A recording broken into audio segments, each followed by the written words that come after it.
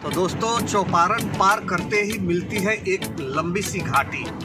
मुझे लगता है 15 किलोमीटर से अधिक दूरी की ये घाटी होगी, 20 किलोमीटर मान के चलिए।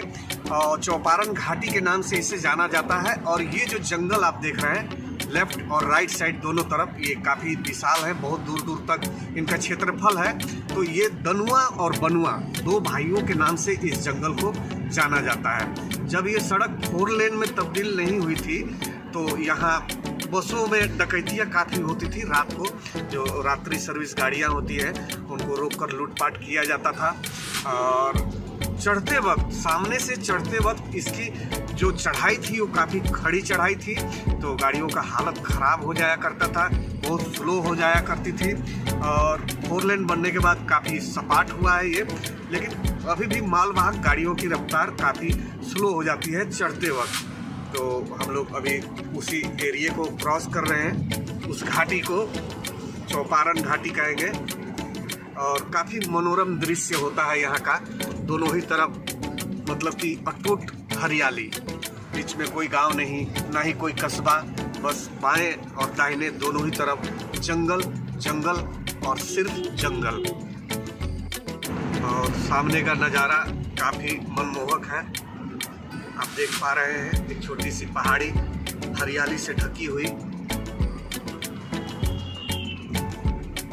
थोड़ी ही देर में दोस्तों हमारी जो गाड़ी है वो झारखंड से बिहार की सीमा में प्रवेश कर जाएगी। और बिहार की सीमा में प्रवेश करते ही जिस चीज़ का खौफ हम सबों को यात्रा शुरू करने के वक्त से है वो है भयानक कोहरा। जी हाँ, फॉग। ये लेवल में क्या चल रहा है, तो फॉग चल रहा है, तो उसका भय है। और यहीं से दिखने लगा है अंश फॉग का। कुछ विशेष सजाया गया है इस ट्रक को। भारी वाहन के चालकों की ये रोजी रोटी है, तो देखिए कैसे दुल्हन की तरह सजा के रखते हैं।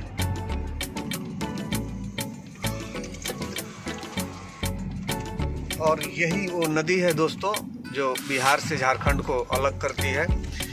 अलग नदी नहीं करती है, इस नदी को माना गया है सीमा।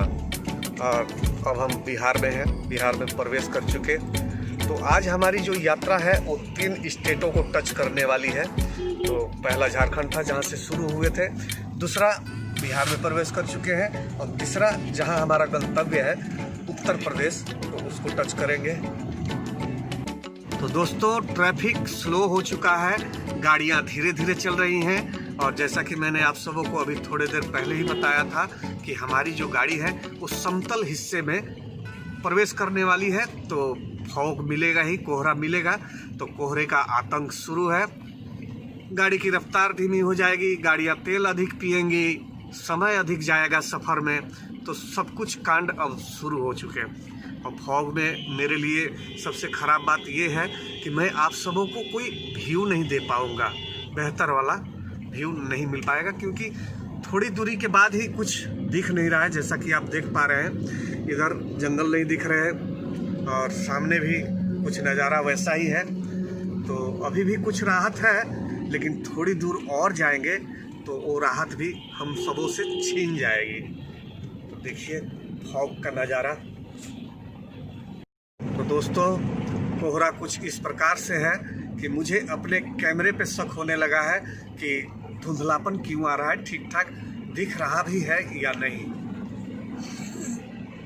तो दोस्तों, इस कुहासे वाले सफ़र में ये हम लोगों का पहला टी ब्रेक है। चाय के लिए हम लोगों ने अपनी गाड़ी रोकी है। और ये पीछे आप देख रहे हैं हाईवे, जी हाँ, और यहाँ खड़ी है हमारी XUV 500। और इस दुकान में हमने चाय ऑर्डर किया है। तो चलिए टेस्ट करते हैं यहाँ की चाय, कैसी चाय है। सफ़र में जो सबसे बड़ा औजार होता है ड्राइविंग के लिए वो चाय होता है। तो सुस्ती आती नहीं है और सब कुछ ठीक ठाक चलते रहता है। मित्रों, ये है पारंपरिक चूल्हा जो कोयले से जल रहा है, कोयले से चल रहा है। और ये चूल्हा देखिए गैस वाली, इसे जुगाड़ से बनाया गया है। देखिए जुगाड़ भी आपको दिख रही होगी। और नीचे से कोई लिंक नहीं दिख रहा है, गैस वाला। और कुछ पाइप सिस्टम होगी जो शायद ऊपर से होगी, परंतु अच्छी लगी। चलिए अंदर से देखते हैं उनका वो गैस का सिलेंडर जो है वो कहाँ रखा हुआ है। तो काफ़ी प्रभावित हुए हम ये सिस्टम देखकर। तो देखिए दोस्तों, यहाँ है ये सिलेंडर रखा हुआ और ये पाइप यहाँ आई हुई है, और बहुत ही अच्छी बात है ये मिट्टी से ढका हुआ है ताकि ये पाइप गर्म ना हो, ठंडी रहे। और ये है गैस का चूल्हा, दूर से देखने में लग रहा है ये कोयले का ही चूल्हा है। तो चाय की चुस्की के साथ साथ कुछ मुआयना भी करते हैं इस जगह का। तो मुआयने में सबसे पहले यहाँ स्वागत के लिए दातुन रखा गया है। जी हाँ, देसी ब्रश, दांत धोने की जुगाड़, और वो भी नीम वाली। जी हाँ, नीम के दातुन काफ़ी फ़ायदेमंद होते हैं किसी के भी हेल्थ के लिए। और अच्छा ही नज़ारा कहेंगे, ढाबे का लुक अच्छा है, सुंदर है। और यहाँ बाबू लोग कुछ क्रीड़ा कर रहे हैं। ये हट्स, फैमिली हट्स हैं। फैमिली अगर आप लेके आए हैं तो भोजन का आनंद आप यहाँ उठा सकते हैं। और इस तरफ है शौचालय, और ये पीछे का नज़ारा।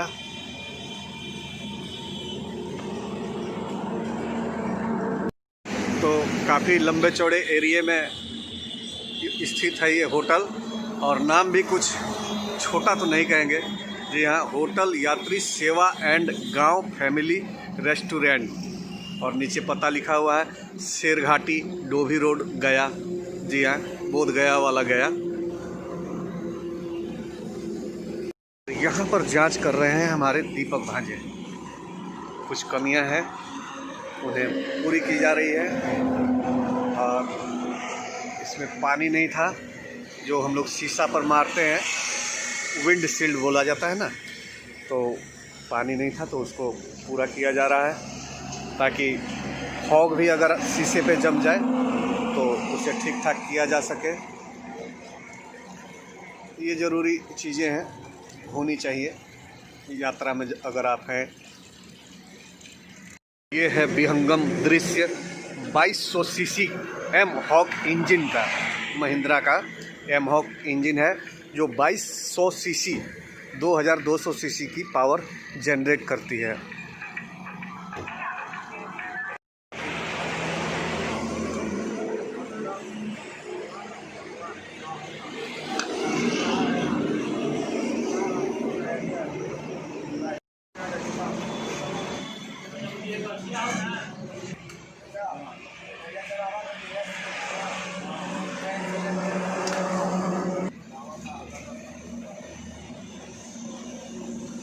आज सुबह का ब्रेकफास्ट जो है हाईवे वाला, वो कुछ इस प्रकार से है, आप देख पा रहे होंगे। जी हाँ, तड़का और रोटी, अचार और मूली, मिर्ची भी। और पंगत बैठ चुकी है, अब मैं ही बाकी हूँ, तो मैं भी बैठने जा रहा हूँ। देखने से तो लग रहा है कि मामला स्वाद वाला ही है। अब सच्चाई क्या है, कैसा बना है? अच्छा है, चलिए अच्छा है। उदित टेस्टी है।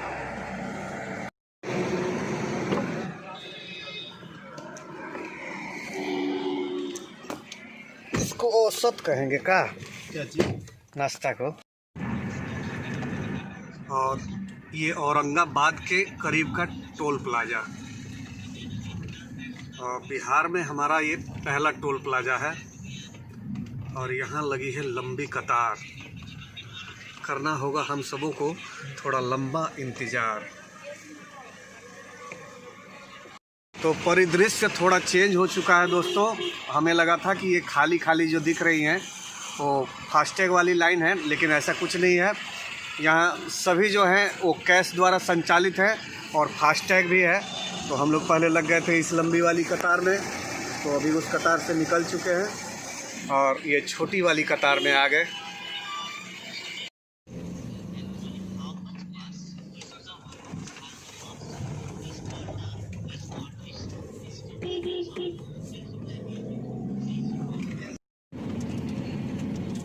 तो ये हुआ सफ़रानंद।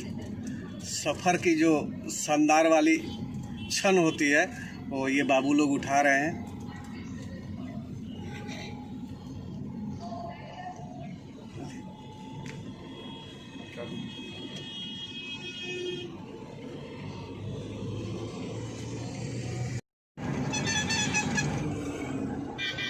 तो दोस्तों हम लोगों ने लिया था एक वाटर ब्रेक, पानी वाली ब्रेक।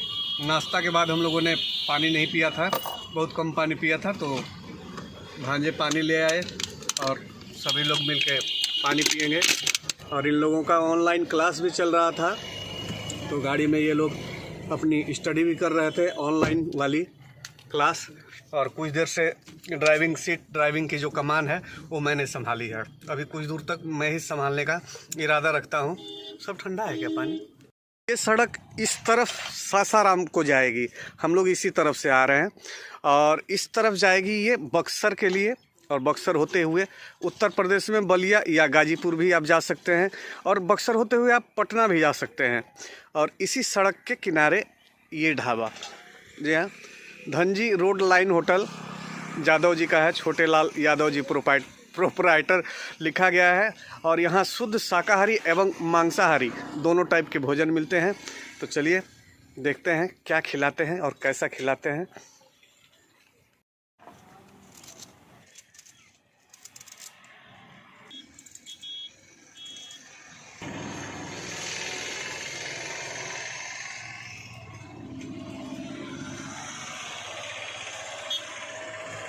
दोस्तों ये पूरा का पूरा इलाका जो है वो गंगा का मैदान है, और गंगा की दूरी यहाँ से मात्र 20 किलोमीटर है सड़क मार्ग से। एरियल डिस्टेंस में जाएंगे तो हो सकता है 10 किलोमीटर में भी पहुँच जाएं।